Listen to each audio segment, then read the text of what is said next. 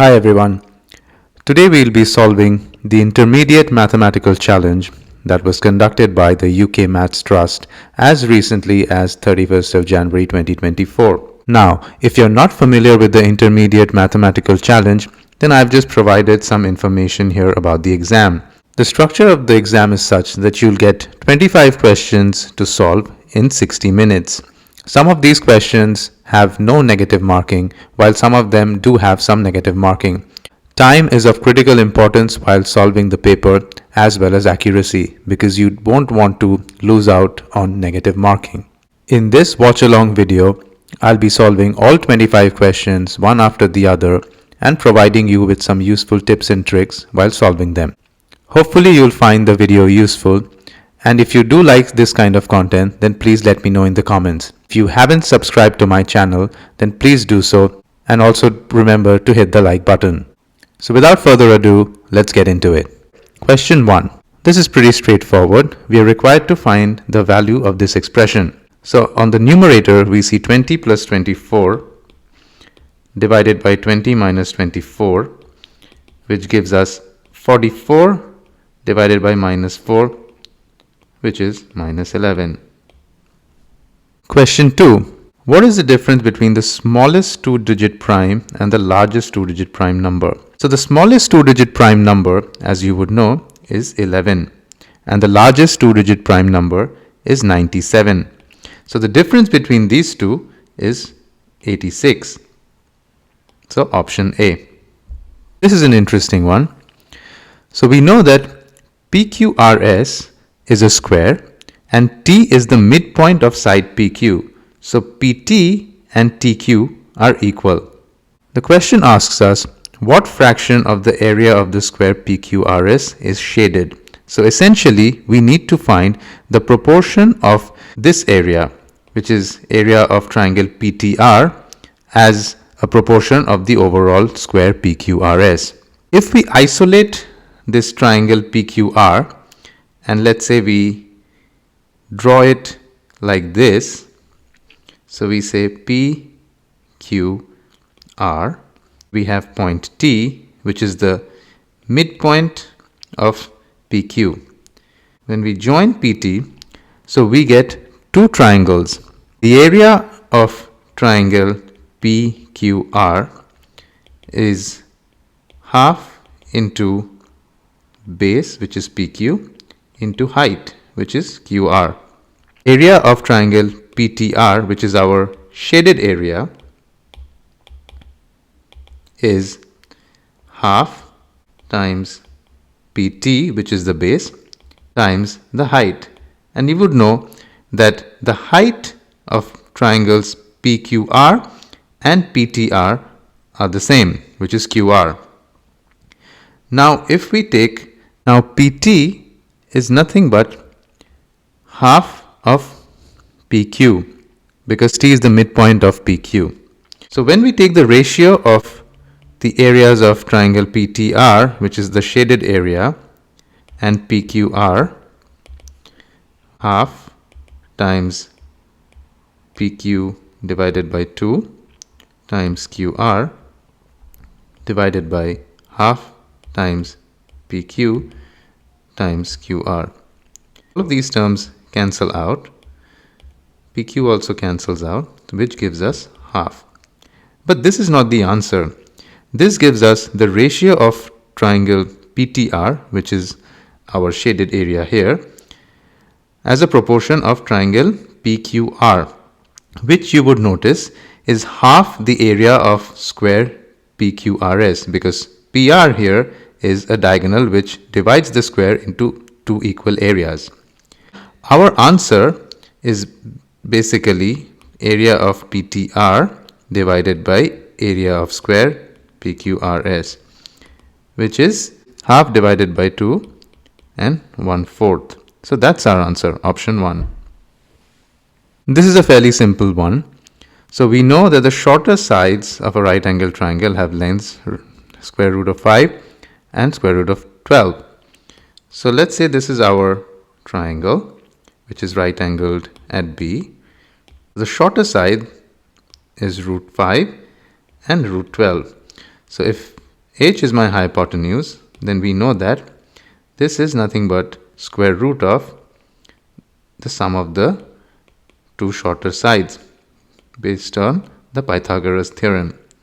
So now when we simplify, we see this is equal to square root of 5 plus 12, which is square root of 17, and that's your option D. For questions like this, you can easily solve them mentally by looking at the options. The moment you see a question like this and you see the values which are root 5 and root 12, you can easily calculate the final answer to be root 17. You don't need to write out everything because time is of critical importance to us. Question number 5. The ages of Granny's 7 children are consecutive positive integers. Of course, age cannot be negative, so those are all consecutive positive integers. The youngest 3 have a mean age of 6, and we are required to find out the mean age of the oldest 3 grandchildren. Mean age of the youngest 3 is 6, and all ages are consecutive positive integers, which means the youngest 3 are aged 5, 6 and 7, and 6 is the mean of the youngest 3. Since we know that the ages of the 7 grandchildren are consecutive positive integers, which means the remaining 4 are 8, 9, 10, 11. And we are required to find out the mean age of the oldest 3 grandchildren, which is the mean of 9, 10, 11, which is 10, option C. 4 of these points lie on a circle. Which of the points does not lie on that circle? So if the points have to lie on a circle, then the distance from any of these points from the center of the circle must be the same, which is the radius of the circle. Assuming the center of the circle to be at the origin, which is 0, 0, let's say the points on that circle can be defined by the coordinates a, b. Assuming that the center is at the origin, then the radius of that circle has to be square root of a square plus b square. Now we can take a look at the options and see which point does not satisfy this relationship. Option A, if we take 5, 0, then the radius turns out to be square root of 5 square plus 0 square, which is square root of 5 square, which is 5. So that's my radius. Taking option B now, we calculate 4 square plus 3 square and take the square root. And again we see this turns out to be 5. You take square root of 2 square plus 2 square gives us square root of 8, which is 2 times root 2. So this does not equal to the radius of 5, and you can try with options D and E as well. If you take options D and E also, so option D will give you radius again equals to 5, and option E will also give you radius equals to 5. So all of these options satisfy the relationship with the circle having a center at origin and radius is 5. The only option that does not satisfy, the question asks us does not lie on the circle, is option C. Question 7. Penny's pudding company uses 1 ton of rice to make 25,000 cans of rice. Each ton of rice contains approximately 50 million grains of rice. How many grains of rice are there in a can of Penny's rice pudding? We are required to find out the number of grains in a can, and we are given some data around grains of rice and cans of rice.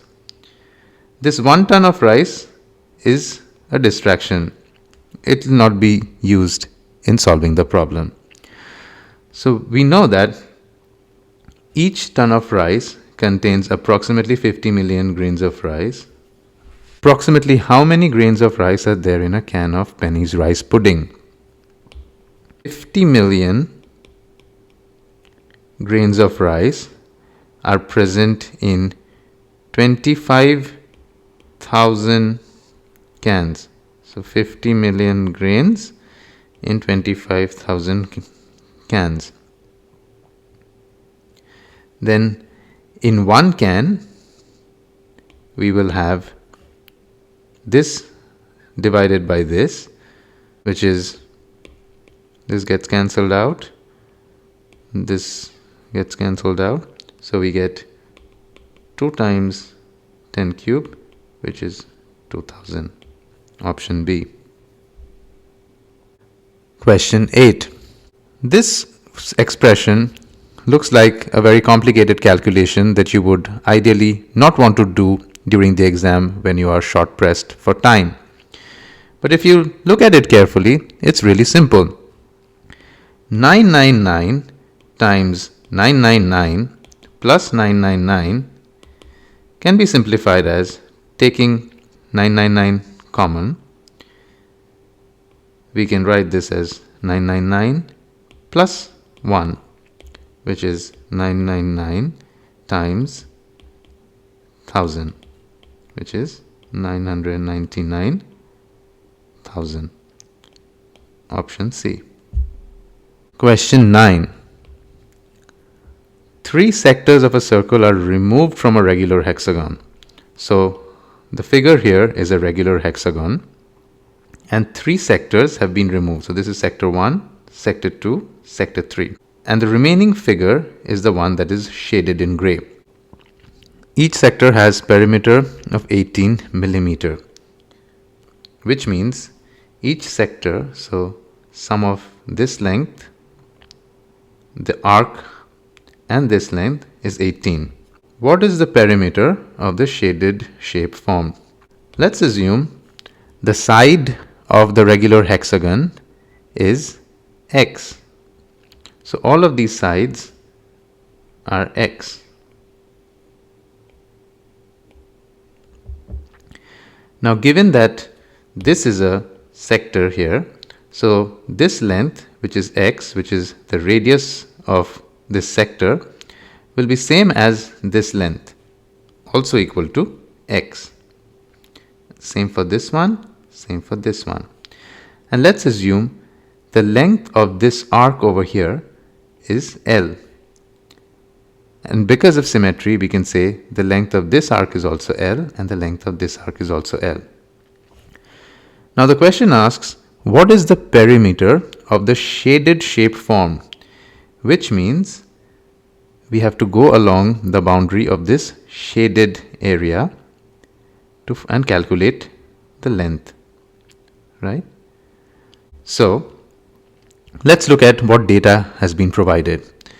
The question says that each sector has perimeter of 18 millimeter. Now let's isolate one particular sector, right?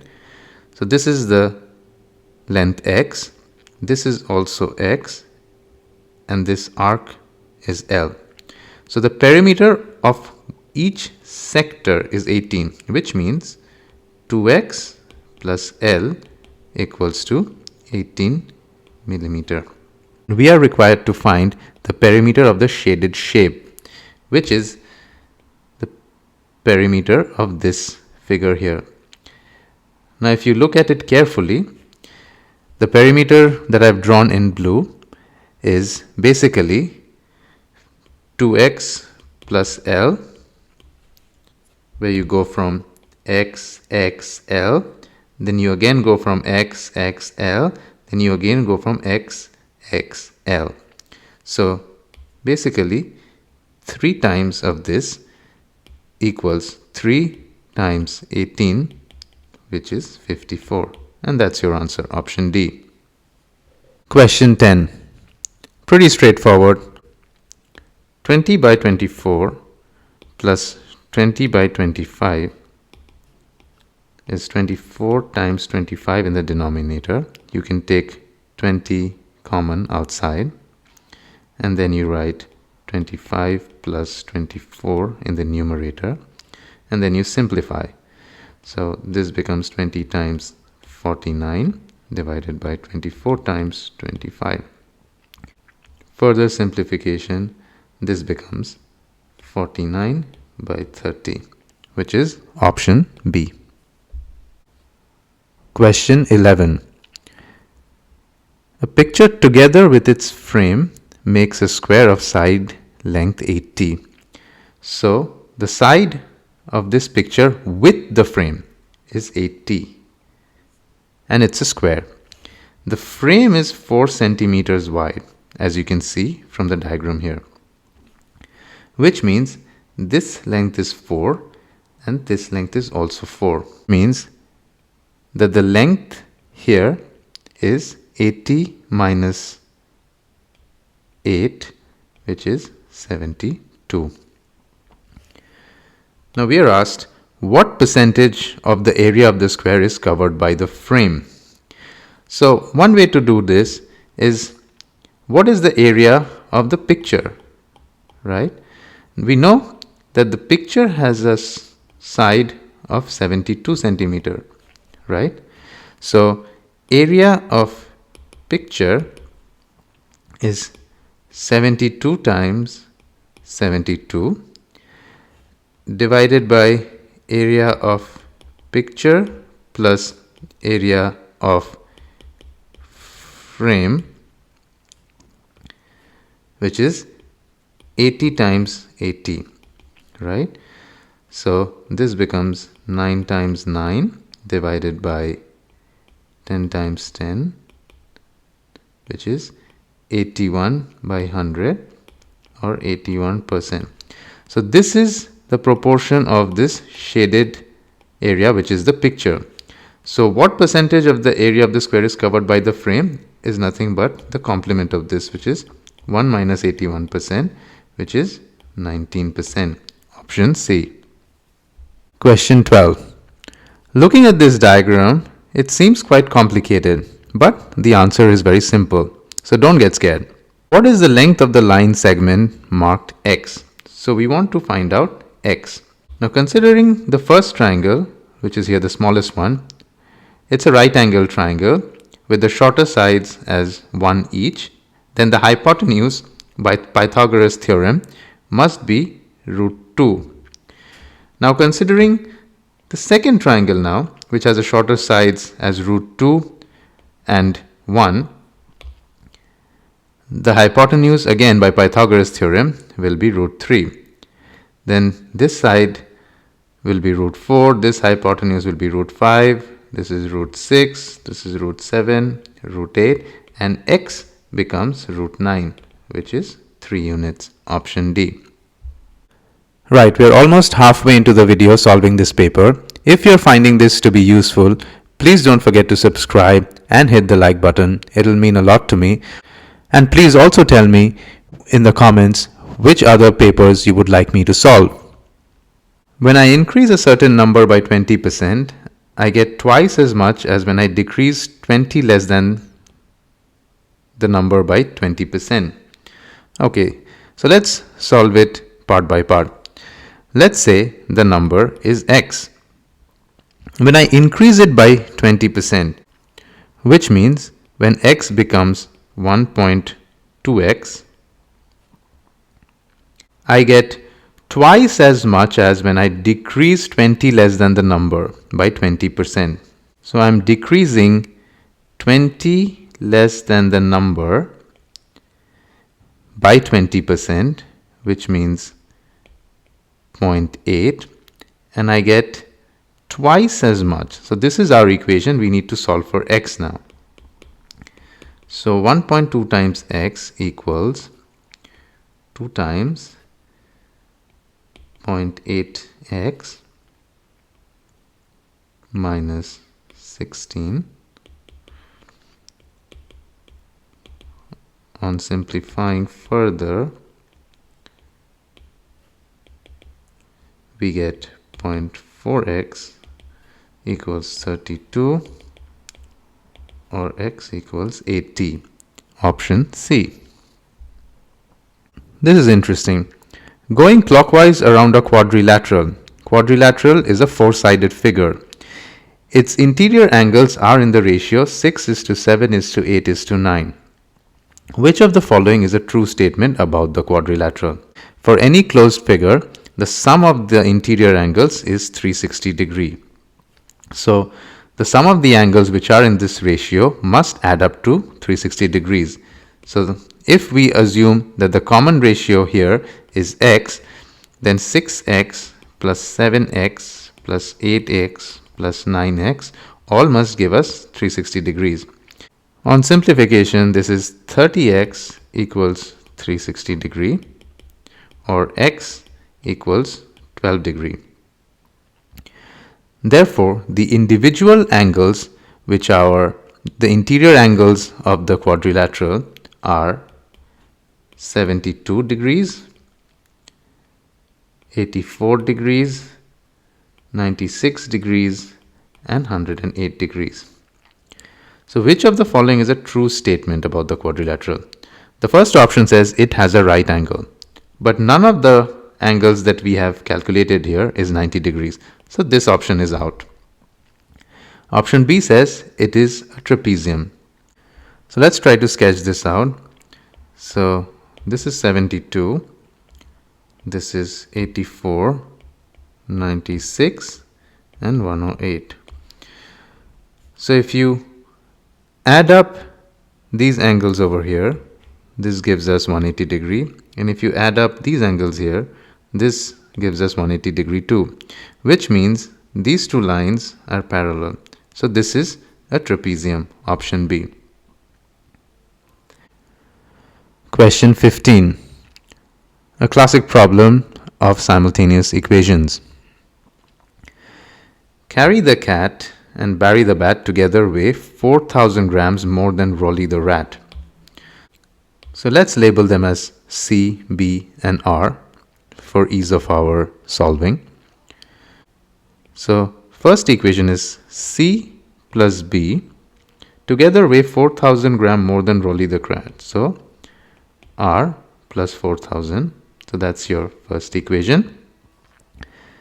Barry and Rolly together weigh 2,000 grams less than Carry. So Barry plus Rolly is 2,000 grams less than Carry, equation 2.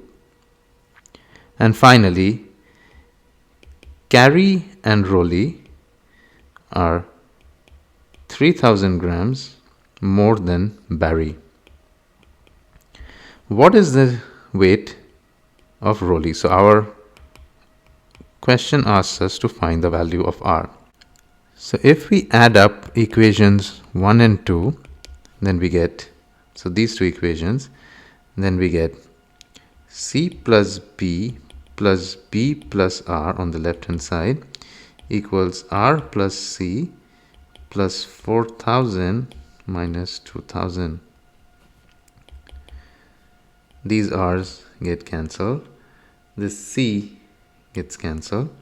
So 2B is 2,000, which means Barry weighs 1,000. Now when we add equations 2 and 3,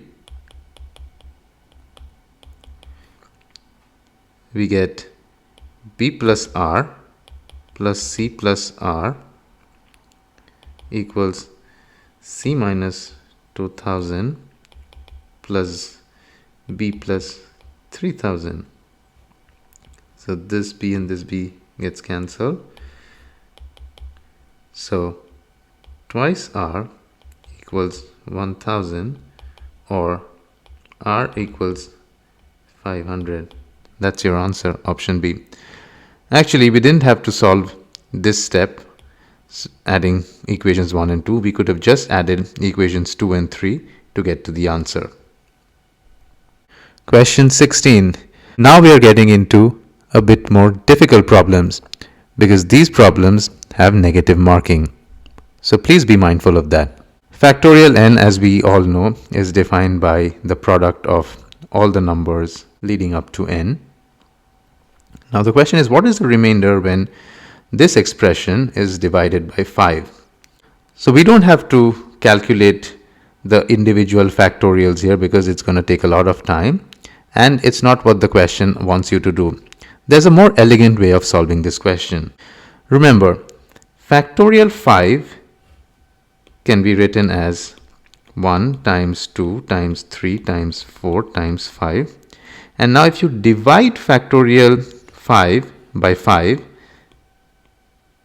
then the remainder is 0. Similarly, factorial 6 when divided by 5, so if you take the remainder, this is nothing but 6 times factorial 5 divided by 5. Now factorial 5 is fully divisible by 5, so the remainder is again 0. So when you are dividing factorials of numbers equal to or greater than 5, the remainder for all of these will be 0. So the question in a way asks you to find out the remainder when you're dividing this part of the expression by 5. So 1 factorial plus 2 factorial plus 3 factorial plus 4 factorial, which is 1 plus 2 plus 6 plus 24, which is 33. Now the remainder when you divide 33 by 5 is 3. So option D, that's your answer. Question 17. 4 raised to the power of 3 square divided by 4 raised to the power 3 whole raised to the power 2, which is nothing but 4 raised to the power 9, because 3 square is 9, and the denominator can be written as 4 raised to the power 6. Why? Because we know that when am is raised to the power n is equal to am times n. So when then the powers cancel out and we get 4 cubed, which is 64. Option E. Question 18. Point P is reflected on the y-axis to become Q. So let's draw it out. I know it can be a bit time consuming, especially during the exam, but for questions like this, it's always better to visualize and solve it. So let's do a rough sketch. So point P is -1, 4. So let's say this is -1, -2, -3, -4. And here we have 1, 2, 3, 4, 5. And the same here.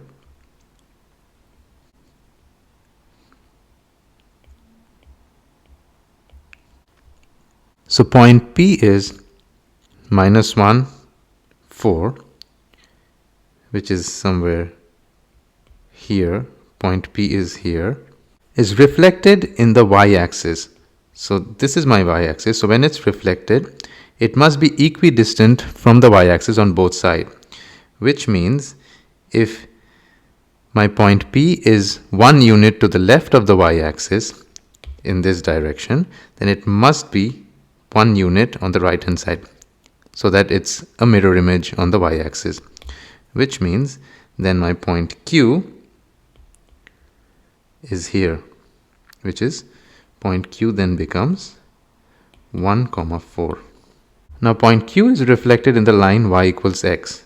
So line y equals x is this line, the blue line.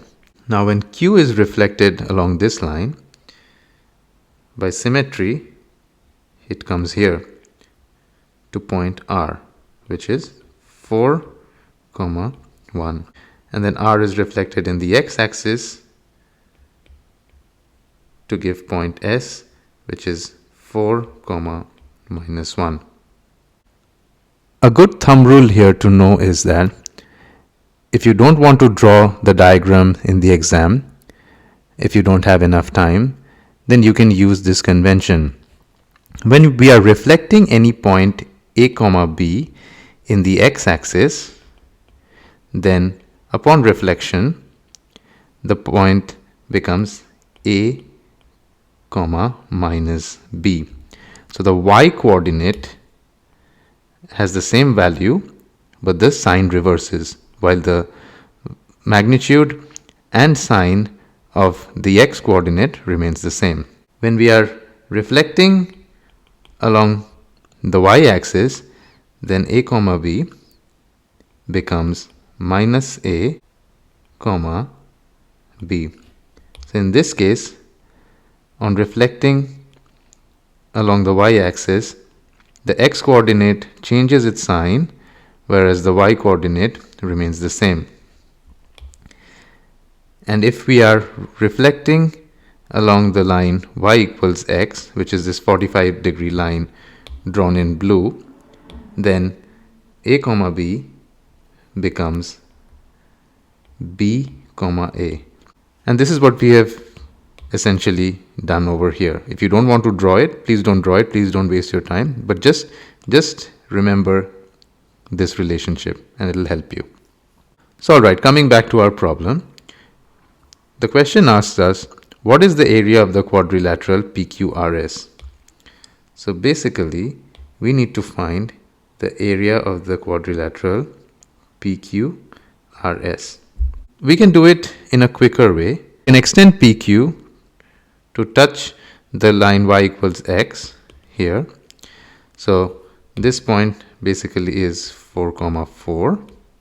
So the area of quadrilateral PQRS is nothing but area of this triangle minus area of the smaller triangle here, which is half times the base of this triangle and the height, which in this case is 5 times 5 minus half the base of this small triangle and the height of this small triangle, which is 3 times 3.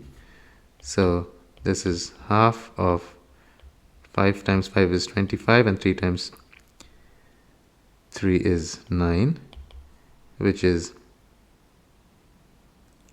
16 by 2, which is 8. So option E. Question 19. 3 non-zero numbers in each row. Each column and each diagonal multiply to give the same product, and we need to find out the value of x. So let's say the values in the missing squares are P, Q, R, S and T. Now the numbers in each row, each column and each diagonal all when multiplied give us the same product, which means if we multiply the number in this diagonal from the bottom left to the top right, we get 2 times 6 times R. This is 12R. And this will be the same as the product of these numbers, this column from top to bottom. So R times T times 3. So R times T times 3. So R and R cancel out. So 3T equals 12, which means T is 4. So we can replace T with 4. Like so. Now we do the same thing with this diagonal. From the top left to the bottom right, we write P times 6 times 3 equals, let's consider this column here, the first column here from top to bottom, we write P times S times 2. So the two P's cancel out. We have 2S equals 18 or S equals 9. And we can replace S by 9 in the matrix, like so. Now the product of any row, any column and any diagonal is the same. So the product of this row, which is 9 times 6 times 4, must be equal to the product of this row, which has x. So this is 2 times x times 3. So this gets cancelled, and on simplification, x is 9 times 4, which is 36. Option A. Question 20. 3 for the price of 2 means that I'm buying 3 shirts, but pay for 2 shirts. So my saving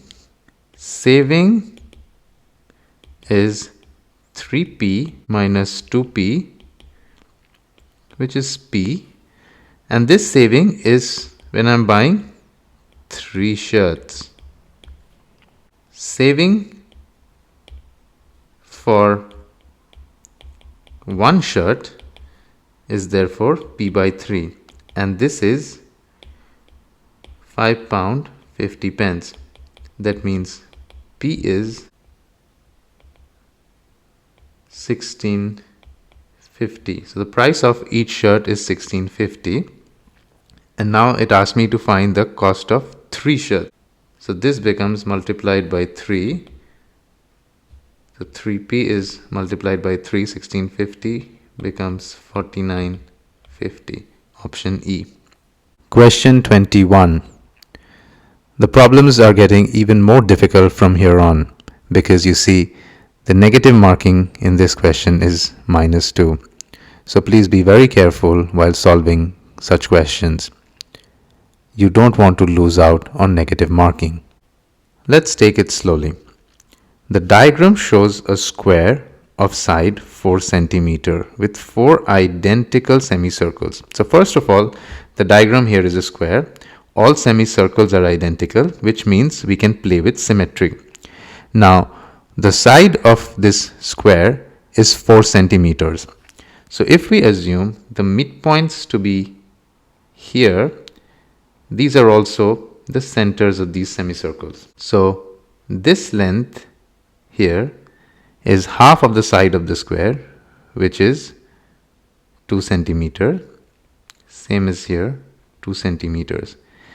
Now we join the midpoints of the sides of the squares, which is essentially joining the centers of the semicircles.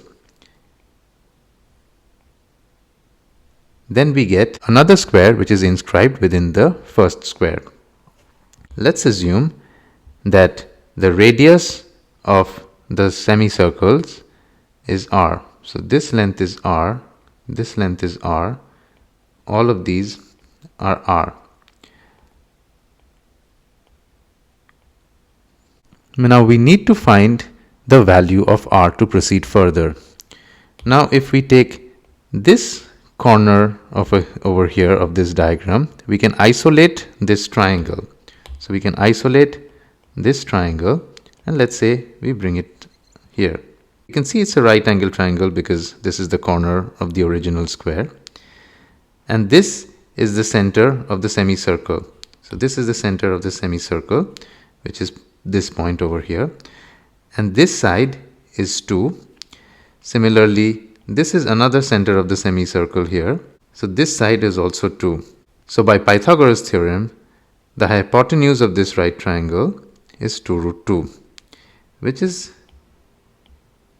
2 times r, which is the same as this, which tells us this r is root 2. Now if you look at this square, we see that these are all right angles.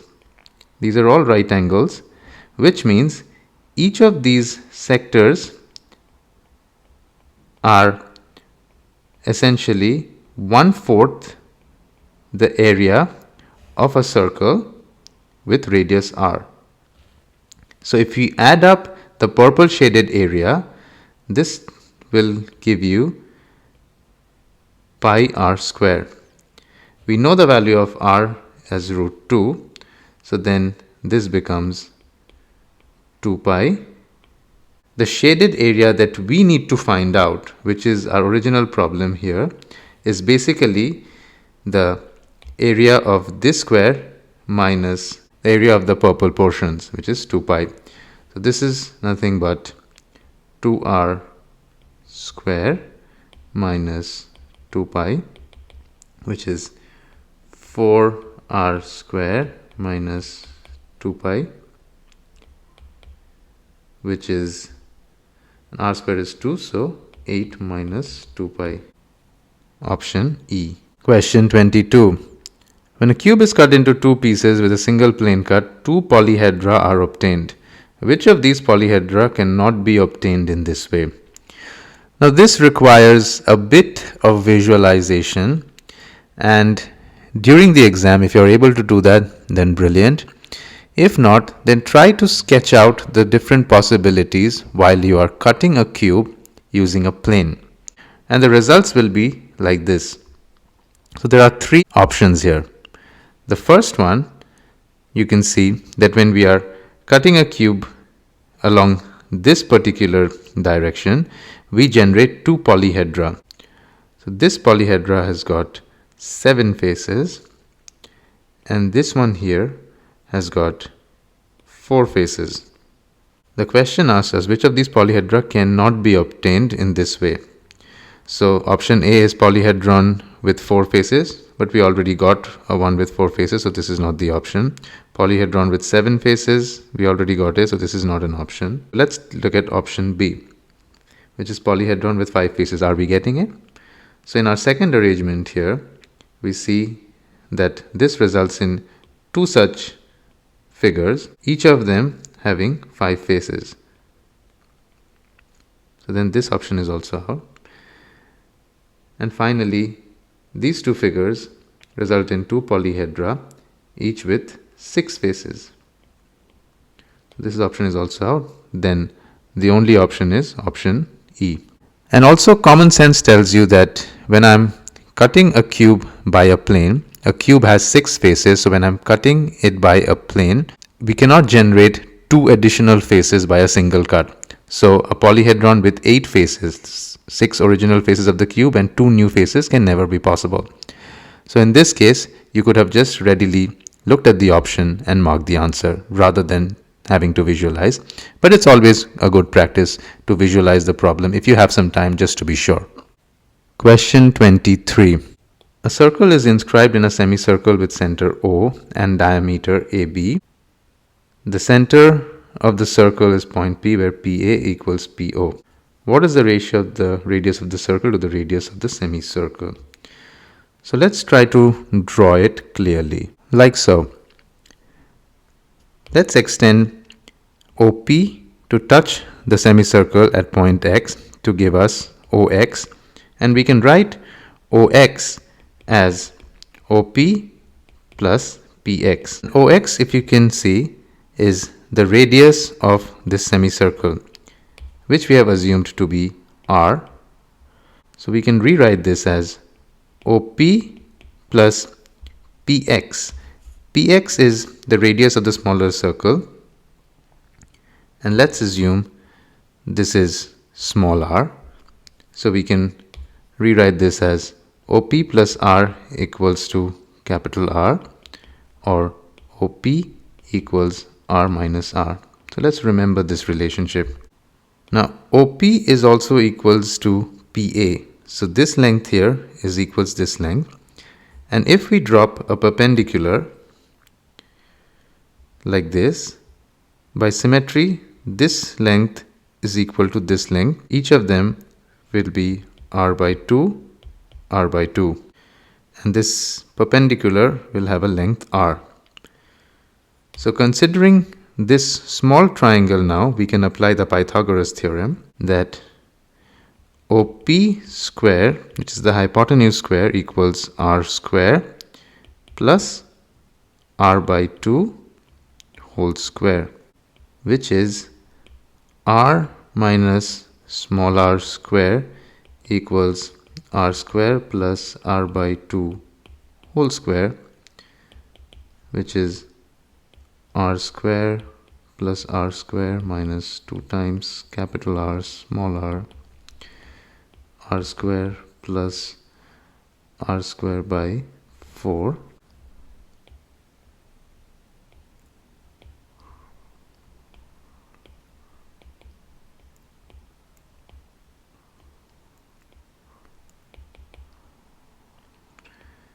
On simplifying, we get this relation small r equals 3/8 of capital R. Our answer is option B. Question 24. Diagram shows a regular hexagon. The area of the shaded pentagon is 1/4 of the area of the hexagon. So this area which is shaded is 1/4 of the area of the hexagon. of the complete hexagon. J and K walk around the hexagon from point P to Q, J going clockwise and K going anti-clockwise. So J takes this route clockwise, so this is J, and K takes a route anti-clockwise in this direction. We are asked, what is the ratio of the distance J walks to the distance K walks? Let's scale up the hexagon a little bit. The useful property of hexagons tells us that area of a regular hexagon is equal to the sum of areas of individual 6 triangles, like so. If we label our hexagon in a way that has been provided in the problem, then it looks something like this. So the shaded area for us is the area of PTSRQ. Now if the total area of the hexagon is 6 times A, let's assume so, the area of this portion here, like I said, is 1/6 of the total area of the hexagon.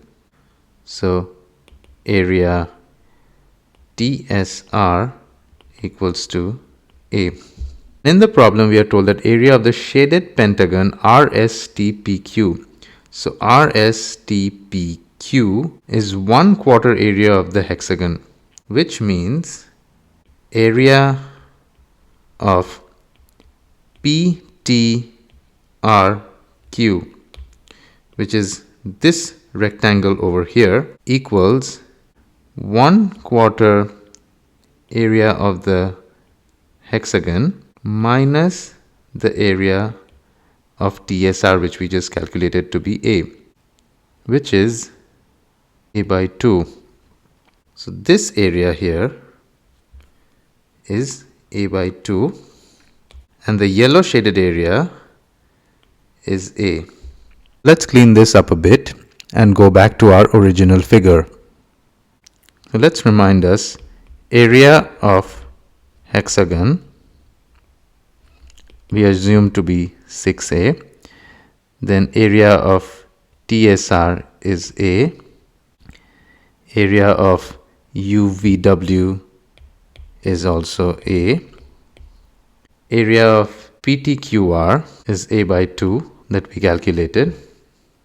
Remaining area UPQW is 6A minus 2A minus A by 2, which is 4A minus A by 2 equals to 7A by 2. If we assume that PT, this length is X, and PU, this length is Y, and we know that the height here of the hexagon, let's say it is H. So the area of PTQR, which is A by 2, is X times height H. Area of PQWU equals Y times H. Therefore, Y by X is 7A by 2 divided by A by 2 is 7:1, or Y equals 7x. Therefore, distance walked by J is PT, TS, SR and QR, which is PT is X, TS is Y plus X, which is 8x, SR is again 8x, and QR is again X. So total distance is 18x versus distance walked by K is PUVWQ 7x plus 8x plus 8x plus again 7x, which is 30x. So the ratio is 18x by 30x. 3:5. Option C. Right, we are at the last question of the paper, question number 25. A gold coin is worth X% more than a silver coin. So let's say the gold coin is X% more than the silver. And the silver coin is worth Y% less than the gold coin. Silver coin is worth Y% less than the gold coin. Both x and y are positive integers. How many possible values for x are there? Alright, so let's get rid of g and s and let's write an expression purely in terms of x and y. So we can write this expression as g equals 1 plus x by 100, and substituting s from this expression, we can say this is 1 minus y by 100 times g.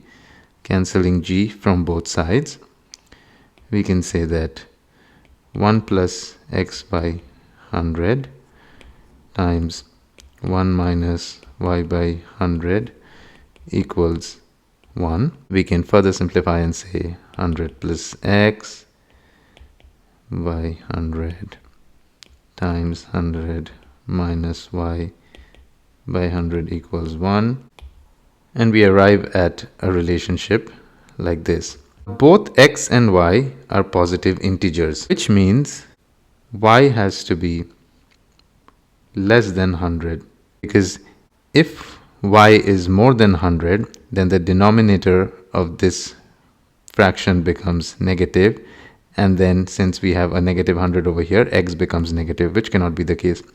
So we must know that y is less than 100, so that's 1.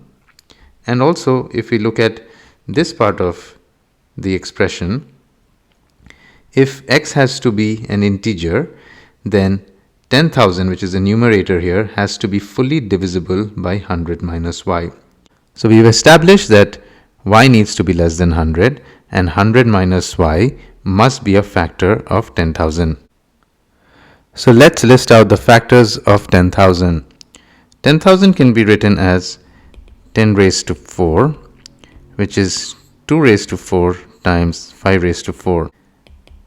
And the possible factors less than 100 are 1, 2, 4, 5, 8, 10, 16, 20, 25, 40, 50, 80. So there are 12 possibilities. And that's your answer, option E. Alright, thanks for watching till the end. Hope it was useful. If you have better ways of solving some of these problems, then please let me know in the comments. I'd be curious to learn from you. And meanwhile, check out some of the other videos on my channel. Thank you for your time.